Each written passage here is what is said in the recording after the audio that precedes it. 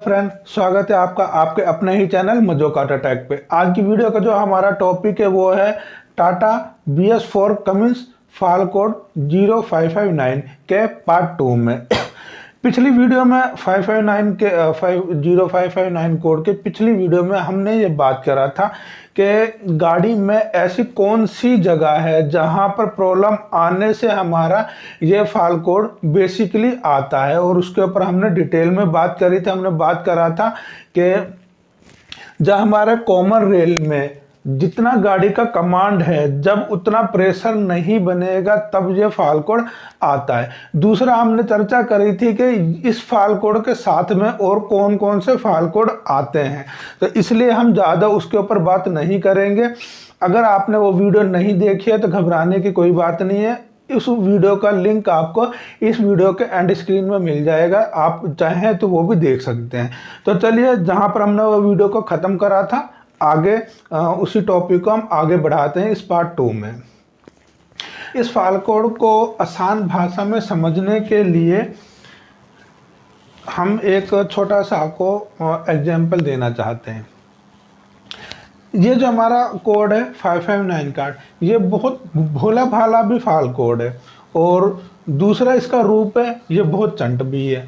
अब भोला भाला कैसे, सबसे पहले इसके ऊपर बात करते हैं। आप भी कहेंगे कि सर ये भोला भाला फाल कोड बहुत खून पीता है। भोला भाला इसलिए है क्योंकि आपने को ये कहावत तो सुनी होगी ना, कुछ लोग शातिर लोग होते हैं जो दूसरे के कंधे पे बंदूक रख के चला देते हैं, ठीक है। उसी प्रकार इस फाल कोड के साथ भी होता है। होता क्या है, ये फाल कोड आया, ठीक है, 559 कोड आया, प्लस इसके साथ में कोई दूसरा कोड आया, ठीक है।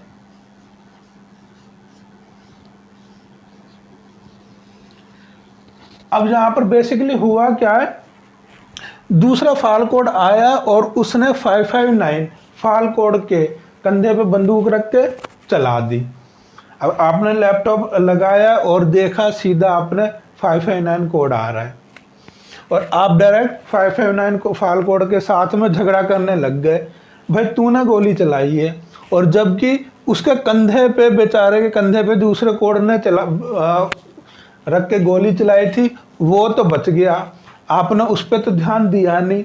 वो तो चाहे आया हो एक बार दो बार एक्टिव में आया हो, लेकिन ये आपको काउंट ज़्यादा मिल जाएगा, तो आप उसको भूल जाएंगे और 559 के इसके साथ झगड़ा करने लग जाएंगे। नहीं, मैंने देखा तूने गोली चलाई, तू ज़्यादा बार एक्टिव में, वो बेचारा तो दूसरा कोड तो 2-3 बार 4 बार 5 बार या तेरे से आधे बार। मान लीजिए ये कोड आपको इनएक्टिव में 40 बार मिल रहा है, कोई दूसरा फाल कोड आपको मान लीजिए 20 बार मिल रहा है, तो आप क्या करेंगे, नहीं तूने चलाया है। तो ऐसा नहीं करना है हमें। पिछली वीडियो में भी हमने इस पर बात करी थी, अगर 559 कोड के साथ में हमें कोई और कोड मिलते हैं, वो कौन कौन से कोड हैं, हमने इसके पार्ट 1 में बात करी थी। आज हम उसके ऊपर डिटेल में बात नहीं करेंगे, उन फाल कोडों पे बात करेंगे, लेकिन इस वीडियो के तीसरे पार्ट में करेंगे। पहले में हमने सिर्फ इतना ही जाना था कि इसके साथ कौन कौन से फाल कोड आते हैं। इस वीडियो में सिर्फ हम ये बात करेंगे जब ये अकेला आता है, और तीसरे पार्ट में हम ये देखेंगे कि इसके कंधे पे कौन कौन फाल कोड बंदूक रखते हैं, हम उनको पकड़ेंगे। तो पहला तो रीजन ये हो गया कि ये भोला भाला क्यों है, क्योंकि ये बेचारा फंस जाता है, इसके कंधे पे बंदूक तो दूसरा को कोड रख के चला देता है और हम इसके साथ झगड़ा कर लेते हैं। अब ये बुरा कैसे है, एक तो ये भोला भाला आ गया, दूसरा बुरा कैसे है। दूसरा बुरा ये ऐसे है कि कई बार ये अकेला ही बंदूक लेके हमारे पास आ जाता है, ठीक है ना, ये अकेला ही आ जाता है। तो जब ये अकेला आ जाता है उस टाइम ये बुरा बन जाता है, और जब इस बेचारे के पास ये भोला भाला आता है तो दूसरा फाल कोड इसके कंधे बंदूक रख के साइड में सड़क जाता है, अपन उसके साथ झगड़ा करते रहते हैं। तो आज हम बात करेंगे जब ये शातिर बनता है, अकेला कोड आता है, उस टाइम हम इसके साथ कैसे डील करेंगे, कैसे पता चले करेंगे कि ये क्यों आया है।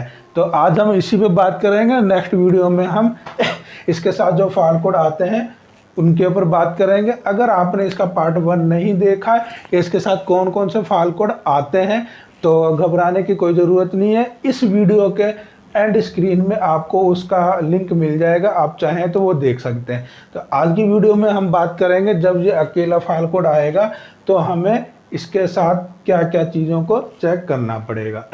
तो चलिए देर ना करते हुए वीडियो को स्टार्ट करते हैं। हम आज बात करेंगे जब ये अकेला बंदूक लेके हमें मारने आएगा तो हम इसके साथ कैसे डील करेंगे कि ये कहाँ से आ रहा है। इसको समझने के लिए हम इसके रास्तों को 3 भाग में डिवाइड करते हैं, ठीक है। इसके जो आने के रास्ते हैं बंदूक लेके जब ये हमें मारने आएगा, उसके 3 भाग रास्ते होंगे जिन्हें हमें ब्लॉक करना होगा ताकि ये हमारी गाड़ी में ना आए। तो पहला रास्ता क्या होगा, उस रास्ते को हम नाम दे देते हैं लो प्रेशर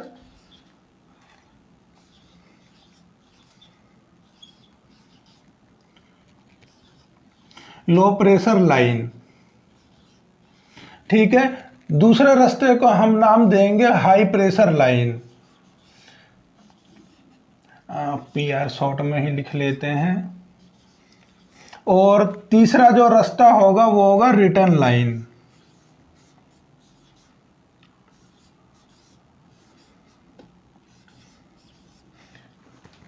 तो जब भी ये अकेला हमें बंदूक लेके मारने आएगा तो ये 3 रास्तों से आ सकता है। एक हो गया हमारा लो प्रेशर लाइन, एक हो गया हमारा हाई प्रेशर लाइन और दूसरा हो गया हमारा रिटर्न लाइन। अब ये कौन कौन से रास्ते हैं इनको समझने के लिए हमने ये थोड़ा सा कोशिश करी है डीजल लाइन के चलने का डायग्राम बनाने की। हालांकि आप लोगों को मालूम ही है मुझे थोड़ा सा ड्राइंग मेरी ऐसी है, फिर भी हमने कोशिश करी है आपको अच्छे से समझ में आ जाए। तो चलिए सबसे पहले इन रास्तों को समझने से पहले हमें इसका एक फंडामेंटली समझना पड़ेगा कि डीजल लाइन चलता कौन कौन कहाँ से कैसे कैसे आता है। हम इस पर सबसे पहले इसका रूट समझते हैं। तो जैसा कि आप यहाँ देख ही रहे हैं, ये हमारा फ्यूल टैंक है। फ्यूल टैंक से हमारा जो लाइन जाएगी वो आएगी वाटर सेपरेटर में, और यहीं पे हमारा हेड प्राइमर भी होता है जिससे हम एयर वगैरह निकालते हैं। वाटर सेपरेटर से जब हमारी आगे लाइन जाएगी वो डायरेक्ट जाएगी हमारे HP पंप में। इसे हम हाई प्रेशर पंप बोलते हैं। इस पंप के भी 2 भाग होते हैं। एक को इसके पंप को हम लो प्रेशर LP भी बोल सकते हैं, यानी लो प्रेशर पंप है, और ये हाई प्रेशर पंप है। इसको वैन पंप भी बोल सकते हैं। इसका काम सिर्फ ये होता है यहाँ से डीजल को खींचना और खींच के और पंप में से होता हुआ हमारा फ्यूल फिल्टर में आ जाएगा जो हमारा पंप के पास में ही लगा होता है। इस फिल्टर में से भी हमारा डीजल क्लीन होके और हमारा दोबारा पंप में जाएगा। यहीं पे हमारा मैट्रिक यूनिट लगा होता है, वहीं इसके अंदर भी एक वाल्व होता है। जैसे हमारा ये मैट्रिक यूनिट में माइनस और प्लस जाएगा, जहाँ पर मैग्नेट बनेगी, ये लोहे के वाल्व को मैग्नेट जैसी बनेगी, चुंबक बनेगा, वाल्व को खींचेगा और हमारे फ्यूल का पंप में जाने का रास्ता खुल जाएगा। और ये पंप डीजल को उठा के और प्रेशर से, दबाव से हमारे कॉमन रेल में भरने लग जाएगा। ये लगभग इस प्रकार से काम करता है। आपने देखा होगा हम किसी टायर में उसमें हवा भरते हैं तो पंपिंग करते हैं, उसमें हवा ऑलरेडी होती है, लेकिन हम क्या और दबाव से उसके अंदर प्रेशर को बनाते जाते हैं। यही काम हमारा मैट्रिक यूनिट करता है। हमारे इस वैम पंप ने डीजल उठाया, जहाँ तक पहुँचा दिया, और मैट्रिक यूनिट खोला और हमारा यहाँ आगे इसने पंपिंग का काम करा और कॉमन रेल में पूरा भर दिया। कॉमन रेल में भरने के बाद भी यह हमारा पंप से, जो हमारे कॉमन रेल से, और ये हमारा हेड हो गया। हेड तक भी 6 पाइप लगे होते हैं और उन हेड के अंदर ही हमारे इंजेक्टर कनेक्टर होते हैं। तो हमारे इंजेक्टर तक, जहाँ ये पंप के ये अंदर का हिस्सा है, हेड के अंदर का जो पेंसिलें होती हैं जिसे इंजेक्टर कनेक्टर भी बोलते हैं, हमारा यहाँ तक नोजल तक प्रेशर का दबाव पूरा बनके तैयार हो जाएगा। जैसे ही ईशू को जिस भी सिलेंडर में फायर करना होगा, उसी इंजेक्टर में ईशू करंट देगा, वो वाला इंजेक्टर खुलेगा और स्प्रे हो जाएगी। बचा हुआ जो डीजल होगा ये हमारे हेड के नीचे, हेड के अंदर ही अंदर सभी इंजेक्टरों का रिटर्न आपस में एक लाइन से जुड़ा होता है। बचा हुआ डीजल हमारा रिटर्न लाइन से होके आएगा और हमारा जो कॉमन रेल का रिटर्न है, पंप का रिटर्न है, सारा रिटर्न हमारा फ्यूल टैंक में चला जाएगा। हमने पिछली वीडियो में भी बात करी थी, जैसे हमारे कॉमन रेल में ज़्यादा दबाव बनेगा, ये हमारा मैकेनिकल वाल है, ये जो डीजल का दबाव यहाँ ज़्यादा होगा ये इस वाल को धकेलेगा, इतना प्रेशर बन जाएगा कि ये इस वाल को धकेल देगा। यहाँ स्प्रिंग है, स्प्रिंग का दबाव इतना मेंटेन किया हुआ होता है कि इस दबाव के बराबर रहे। जैसे ही यहाँ प्रेशर बढ़ेगा ये इस वाल को धक्का दे देगा, वाल को धक्का देगा तो डीजल यहाँ से होता हुआ हमारे रिटर्न में से आ जाएगा। तो ये तो हो गया हमारा डीजल लाइन चलने का। टैंक हो गया, वाटर सेपरेटर हो गया, वेन पंप से होता हुआ, फ्यूल में मैटरिंग से होता हुआ, कॉमन रेल से, इंजेक्टर में से होता हुआ हमारा जो रिटर्न बचेगा वो हमारा सभी का रिटर्न मिलता हुआ हमारे टैंक में आ जाएगा। तो ये तो हो गया हमारे पूरा डीजल के चलने का रास्ता। अब हम बात करते हैं कि इसमें हमारा लो प्रेशर कौन सा है, हाई कौन सा है और रिटर्न कौन सा है। हालांकि हमारे बहुत से व्यूअर्स जानते भी होंगे, लेकिन जो अभी नए ही इस लाइन में आए हैं, जिन्हें अच्छी तरह नॉलेज नहीं है, हम उनकी उस पर भी बात करेंगे, उन्हें एक बार बता देते हैं कि ये कौन कौन सा है। तो चलिए अब हम बात कर लेते हैं कि हमारी लो प्रेशर लाइन कौन सी है। हमारी जो लो प्रेशर लाइन है उसके ऊपर हम हर जगह एल लिख लेते हैं, शॉर्ट में आप समझ जाएंगे। हमारी टैंक से जो वाटर सेपरेटर पे आती है ये हमारी लो लाइन है। वाटर सेपरेटर से जो हमारा पंप तक आएगा ये हमारी लो लाइन है। पंप के बाद में जो हमारा इस फ्यूल पंप तक आएगा ये भी हमारी लो लाइन है। इस पंप से जब हमारा और वो डीजल छन के निकलेगा, सॉरी ये हमने 7 लिख दिया, ये भी हमारी लो लाइन है।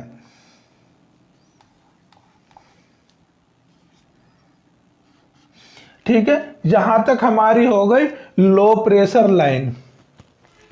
जैसे हमारा ये अंदर जाएगा और इस पंप में से निकलने वाले जितनी भी पाइप हैं वो हमारे होंगे हाई प्रेशर लाइन। ये भी हमारी हाई प्रेशर लाइन हो गई और ये भी हमारी जो हाई प्रेशर लाइन होगी, ये 6 की 6 हाई प्रेशर लाइन होगी। जो हमारे अंदर इंजेक्टर के जो कनेक्टर हैं वो भी हमारे हाई प्रेशर लाइन में ही गिने जाएंगे। ठीक है, जहाँ तक हमारा हाई प्रेशर लाइन हो गया, पंप में से निकल के कॉमन रेल और हमारे इंजेक्टर तक जो पेंसिलें होती हैं वहाँ तक हमारी हाई प्रेशर लाइन कहलाएगी। उसके बाद जितने भी हमारे, आप जैसे जानते हैं रिटर्न को मतलब है किसी भी चीज़ का वापसी होना, उसको रिटर्न बोलेंगे। तो हमारा ये नोजलों का जो रिटर्न हो गया ये हमारा आर ही कहलाएगा, यानी रिटर्न। ये हमारे जो कॉमन रेल का रिटर्न हो गया, तो ये, और ये हमारे हाई प्रेशर का रिटर्न हो गया। ये पूरी हमारी जो लाइनें हैं ये हमारी रिटर्न हो गई हैं। ठीक है, ये हमारी रिटर्न लास्ट लाइन टैंक तक आ गई है। तो आई होप आप अच्छी तरह समझ चुके होंगे कि हमारी लो लाइन कौन सी है, हाई लाइन कौन सी है और रिटर्न लाइन कौन सी है। अगर कभी हमें गाड़ी के अंदर सिर्फ 559 फाल कोड अकेला देखने को मिले, हम उसके ऊपर चर्चा कर रहे हैं, तो उसके लिए बेसिकली क्या होगा, हम सबसे पहले तो दोनों फिल्टरों को, जाहिर सी बात है हर कोई खोल के देखेगा कि हमारे फिल्टर सही है या नहीं है। सपोज कीजिए हमारे फिल्टर में प्रॉब्लम नहीं है, क्योंकि इतना इजीली होगा, प्रॉब्लम सॉल्व हो जाएगी तो बहुत ही वो होगा। मान लीजिए फिल्टर हमारे सही है तो भी हम जैसी गाड़ी को थोड़ा सा रनिंग करते हैं ये फाल कोड हमें देखने को मिलता है।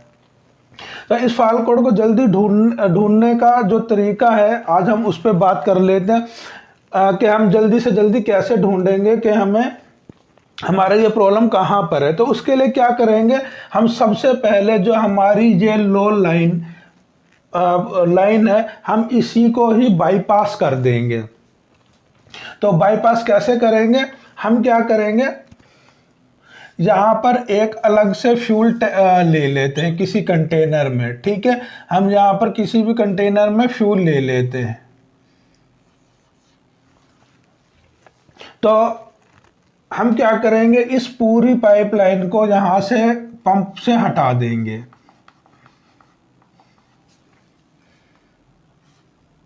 ठीक है, और जो हमने अलग एक कंटेनर में एक 5 लीटर, 10-15 लीटर का, 20 लीटर का कोई भी कैन ले लीजिए और हम इसमें से डायरेक्ट यहाँ पर कनेक्शन कर देंगे उसका।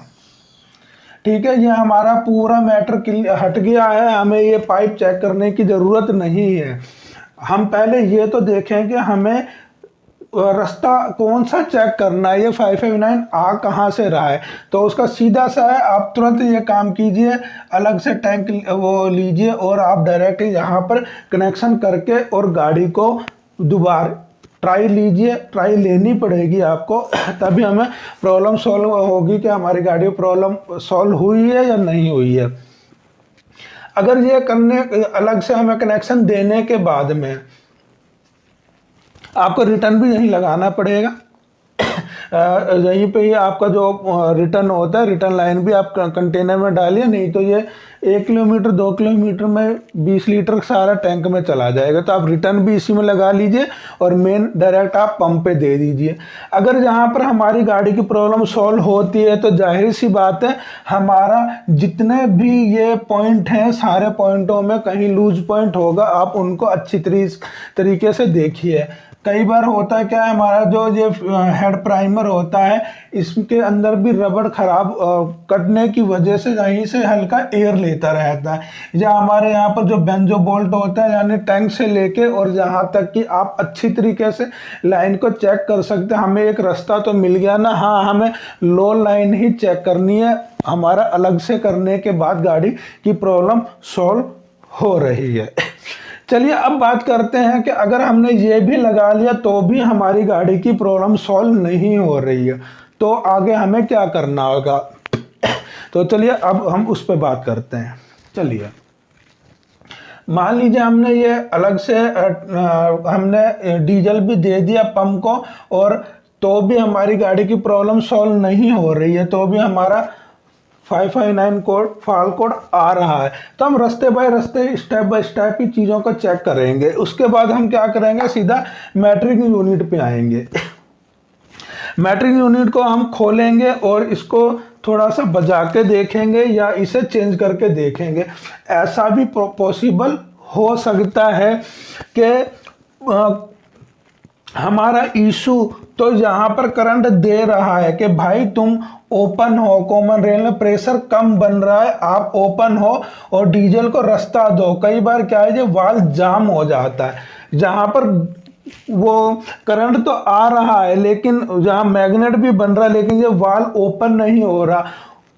उस कंडीशन में आपको मैट्रिक यूनिट का कोई भी फॉल्ट कोड देखने को नहीं मिलेगा, क्योंकि इशू का तो ये कहना है कि मेरा तो वहाँ पर करंट जा रहा है, मैग्नेट भी बन रहा है, अब खुल रहा है या नहीं खुल रहा है वो इशू को मालूम नहीं होता। उसके लिए तो मैंने करंट दिया है और वायरिंग कहीं पे शॉर्ट नहीं है, मेरा पूरा पहुँच रहा है, तो वो आपको मैट्रिक यूनिट का कोई भी फॉल्ट कोड नहीं दिखाई देगा। और ये जो इसके अंदर वाल है ये जाम हो गया, तो इसने रास्ता दिया ही नहीं, हमारे कॉमन रेल में प्रेशर कम बनेगा और हमारा 559 कोड आ जाएगा। तो हम मैट्रिक यूनिट को चेंज करके देख लेंगे। यहाँ तक फंडा समझ में आ रहा है ना। जहाँ पर हमारा 5 वोल्ट सप्लाई आती है, ये कहाँ से कैसे आती है, या ये खराब होगा तो कौन कौन से फॉल्ट कोड आएंगे, उसके ऊपर हम अगली वीडियो में बात करेंगे, जहाँ 559 कोड के साथ में और कोई से कोड आते हैं। हम यहाँ पर ये बात डिस्कस कर रहे हैं, अगर हमारा ये अकेला फॉल्ट कोड आ रहा, तो अगर हमारे मैट्रिक यूनिट की वायरिंग सही है और हमारा मैट्रिक यूनिट के अंदर 2 चीज़ें होती हैं, एक मैकेनिकल चीज़ यानी कोइल होती है, उस कोइल में कोई प्रॉब्लम होगी तो हमें फॉल्ट कोड देखने को मिलेगा। अगर ये वाल जाम है तो वाल जाम हो गया, मैकेनिकल चीज़ का फॉल्ट कोड आपको देखने को नहीं मिलेगा। उसके लिए आपको 559 कोड ही आएगा, क्योंकि ये जो वाल है ये नहीं चल रहा है, तो इस पंप तक पूरा डीजल नहीं पहुंच रहा है। भाई इसके पास ही डीजल नहीं पहुंच रहा है तो कॉमन रेल में कहाँ से पहुंचाएगा वो डीजल। तो कॉमन रेल में दबाव कम होगा तो कॉमन रेल का सेंसर इशू को बोल देगा दबाव कम पड़ रहा है, 559 कोड है मेरे लिए। ठीक है, तो हम मैट्रिक यूनिट को एक बार चेंज करके देख लेंगे। अगर खाली 559 कोड आ रहा है तो आपको मैट्रिक यूनिट की वायरिंग को चेक करने की ज़रूरत नहीं पड़ेगी। ठीक है, जहाँ तक तो क्लियर हो गया। अगर हमारा इसको बदलने के बाद भी फाइल कोड हमारा सेम का सेम रहता है, हमारा वही का वही 559 कोड आता हो, तो क्या करेंगे? तो चलिए उसके ऊपर भी हम बात करते हैं। अभी तक हमने क्या करा है, जो हमारा ये पंप हमने अलग से एक जार के अंदर फ्यूल लाइन हमने डायरेक्ट पंप पे लगाई थी और फिल्टर में से होता हुआ हमने मैट्रिक यूनिट तक को भी चेंज करके देख लिया है, तो भी हमारी गाड़ी की प्रॉब्लम सॉल्व नहीं हो रही है। अब जहाँ तक मतलब हमारा डीजल प्रॉपर आ रहा है, हम अच्छी तरह चेक कर चुके हैं, क्योंकि ये लाइन तो हम क्लियर कर चुके हैं। अब उसके बाद ये ऐसा पॉसिबल हो सकता है कि हमारा जो ये हाई प्रेशर है, जो ये पंप है, इसका जो रिटर्न है, ऐसा भी पॉसिबल हो सकता है कि जैसे पंप डीजल उठा रहा हो, ये रिटर्न ही खराब हो, ये रिटर्न आके हमारा यहीं से प्रेशर रिलीज हो रहा है, कॉमन रेल तक जो प्रेशर पहुंचने के लिए रास्ता ही नहीं मिल रहा है, हमारा सारे प्रेशर यहीं से रिलीज हो रहा है। तो हमारा तो भी 559 कोड आएगा। अब सवाल ये उठता है कि हमें पंप का रिटर्न जो है ये सही है या नहीं है, वो हम कैसे चेक करेंगे? तो उसके लिए हमें क्या करना? तो फ्रेंड, आज की वीडियो के लिए बस इतना ही। उम्मीद करता हूँ आज की वीडियो आपको पसंद आए। अगर वीडियो पसंद आए तो वीडियो को लाइक कीजिए, शेयर कीजिए। अगर आप चैनल पर नए हैं तो चैनल को सब्सक्राइब जरूर कर दीजिए, क्योंकि हम इसी प्रकार की वीडियो बनाते रहते हैं। मिलते हैं नेक्स्ट पार्ट में, नेक्स्ट वीडियो में, इसी के पार्ट 3 में।